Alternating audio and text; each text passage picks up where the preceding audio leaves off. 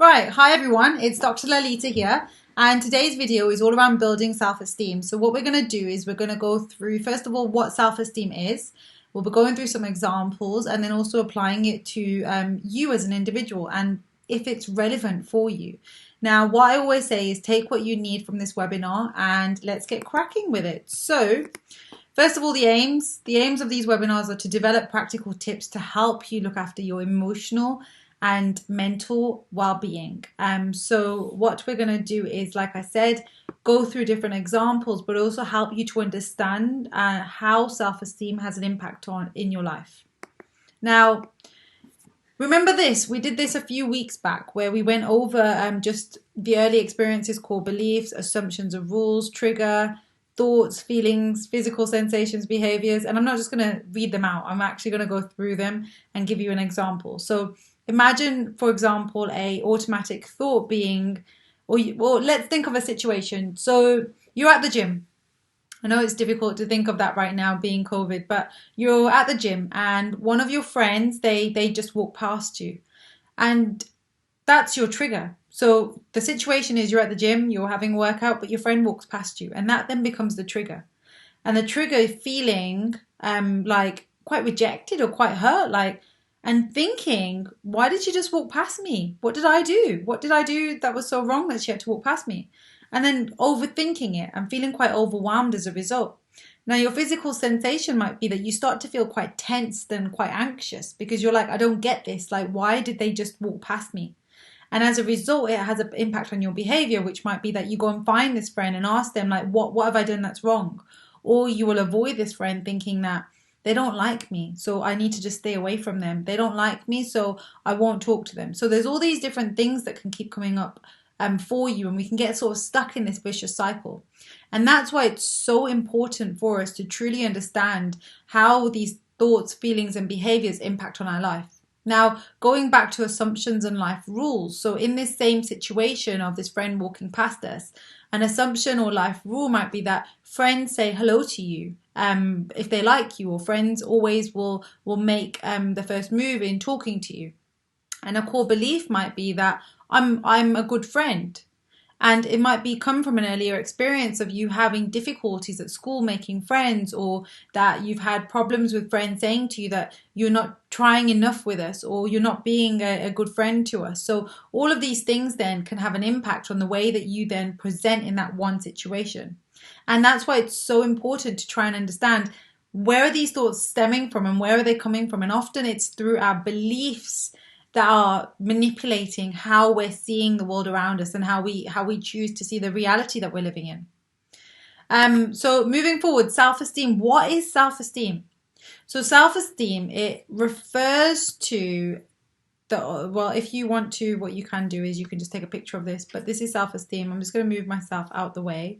So self-esteem, it refers to the overall opinion that we have about ourselves and how we judge or evaluate ourselves and the value we place on ourselves as people. So I am not good enough. I am a horrible person. I am a bad human being. I am kind. I am passionate. So it's all these different sort of opinions that we have on ourselves. Now, it's also remembering that it is linked as well to the self-worth and self-value that we have for ourselves as well. And it does not simply refer to abilities or things we can or cannot do. So it's not like, oh, I can ride a bike, so I'm good enough. So it doesn't just relate to that. And low self-esteem, it can cause like other emotions or secondary emotions as a result of feeling a lack of worth. It can make us feel sadness or anger or anxiety or guilt or shame or embarrassment, frustration. There's loads of different feelings that it can make us feel. And it can also be an aspect or a consequence of other problems such as like anxiety, stress, and depression.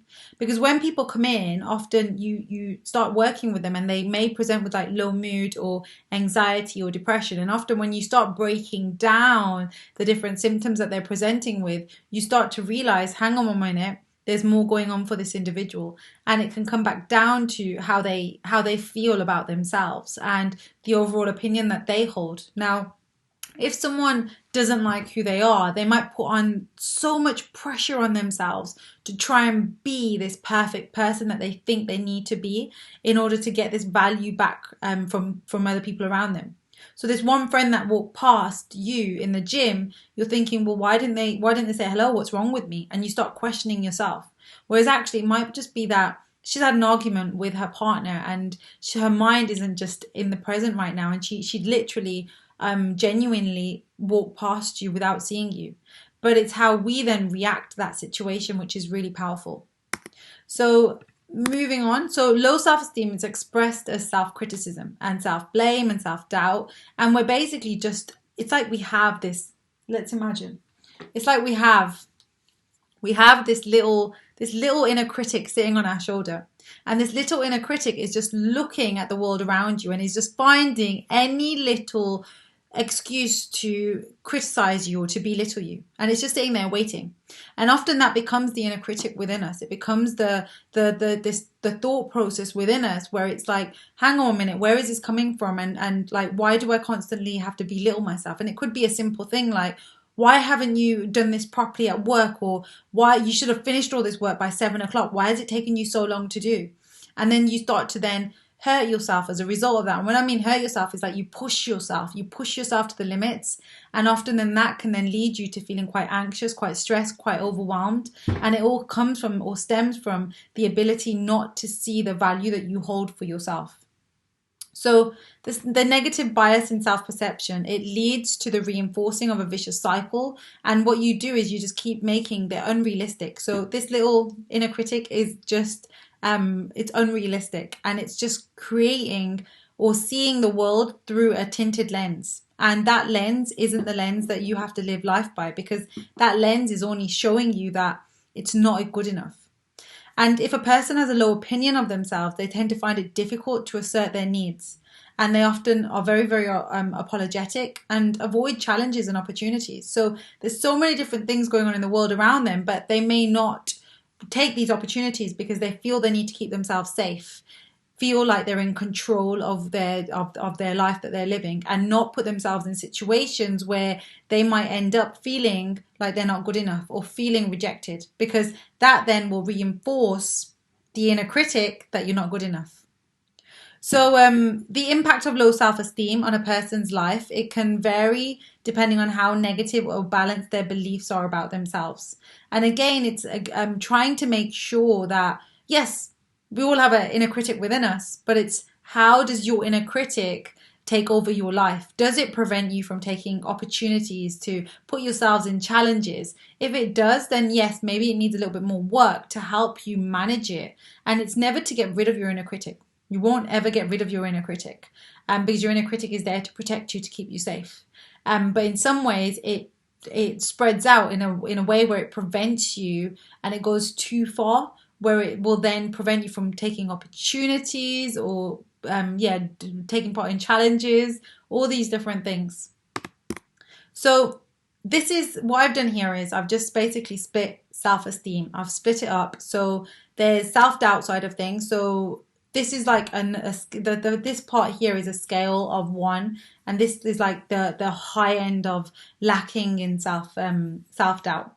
So self-doubt is only triggered in particularly challenging situations, and this is where it's healthy. It's healthy to have this self-doubt.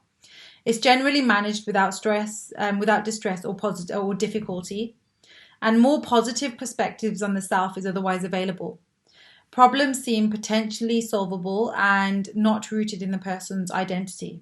Whereas on this side, can you see number 4 is problems in daily living are seen as an integral part of the self. So this is basically this side here and the way that this side is seeing it. So self-doubt and self-criticism are triggered by a wide range of situations. For example, friend leaving the gym.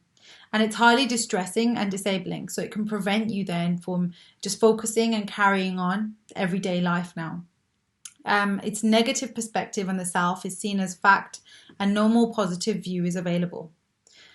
Now, sometimes it's difficult just to envision any possibility of change because you're so overwhelmed with it. You're just like, how can I change this? And the truth is, change is available. Truth is, change comes from managing it, not from getting rid of it. It's all about managing these thoughts that we have and where they stem from.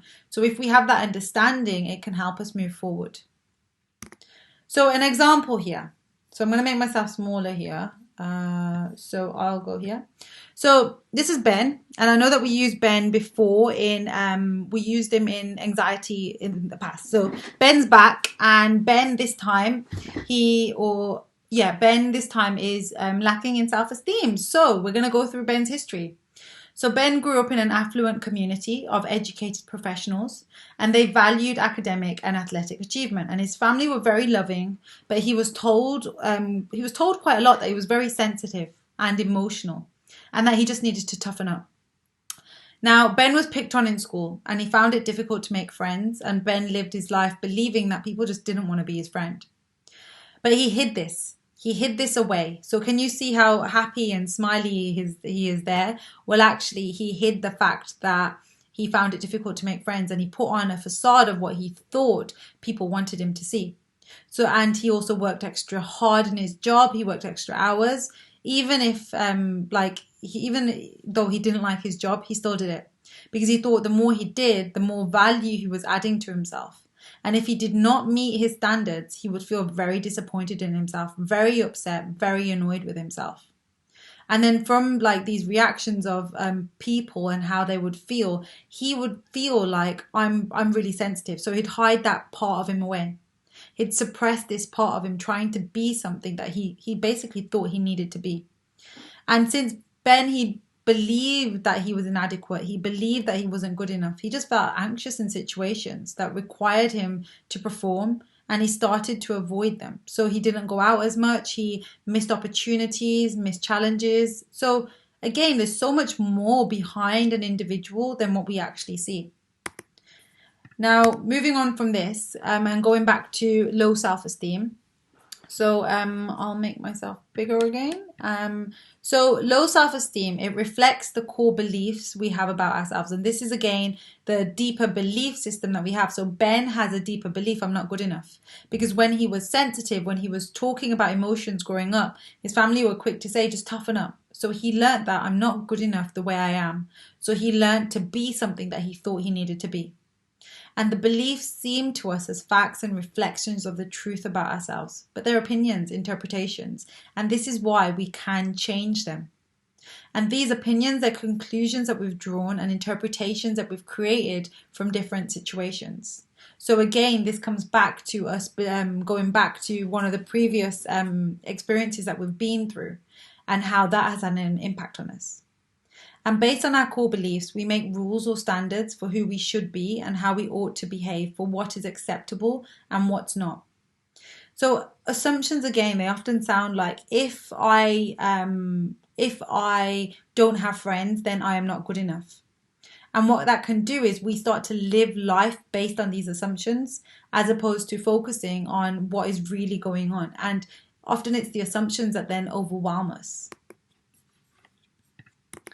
So here again, so these are basically the title here, assumptions and core beliefs. So when you've recorded, so going back to the thought record sheet and just identifying any negative predictions that we might have, the next step is always to identify assumptions. So we always want to go back into, so what we always want to do is we want to go back here. We want to understand this bit. This is the bit that we're living in all the time. But what we want to do is we want to go back and understand the assumptions, and we want to go back and understand the beliefs. Then we can go back and understand, where does this come from? Where is it that it's coming from? And what early experiences made me feel this way? And it's not just going to be one experience. It could be several experiences, and you're living life like normal. Then all of a sudden you have a breakup in a relationship and it triggers back this rejection. It's like, why can't I get over this?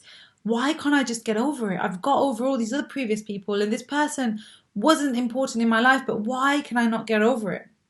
And what tends to happen is when you start breaking down all these different things, you start going through and understanding the loss and the other different experiences that you've been through. Very powerful. So this is an example. So again, you're walking to the shops, a friend walks past you. The thought is, why have they ignored me? And then again, you feeling that sadness, the rejection, the anger.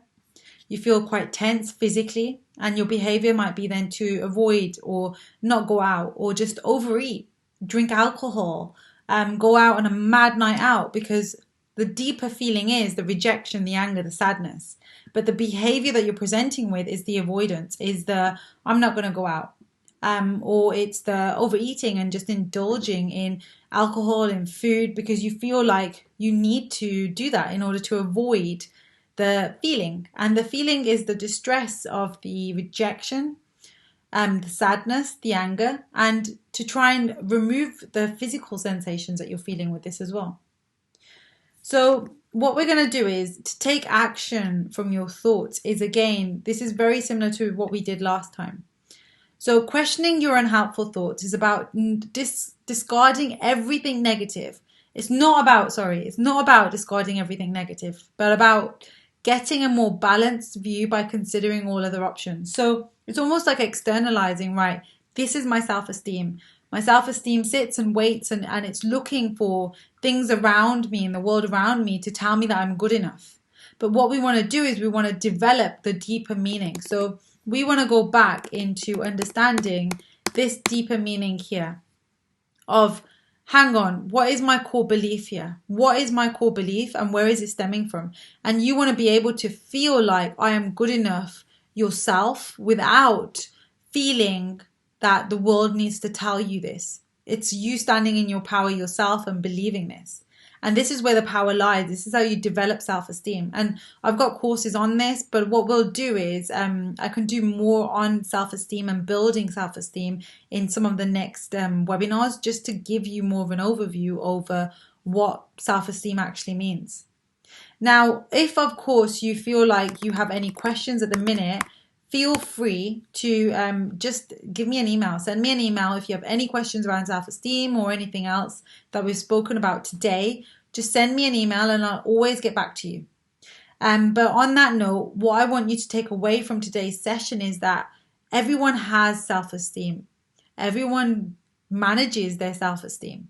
And you can learn to manage your self-esteem in different ways that might be more productive for you, in a sense that it can help you with your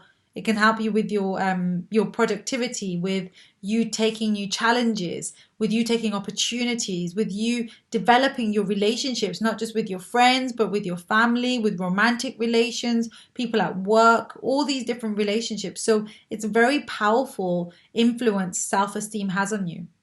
So on that note, I am going to leave you there. But if you do have any questions, all you need to do, as I said, is just email me over and let me know, and I will always get back to you. So on that note, have an amazing day and take care. Bye-bye.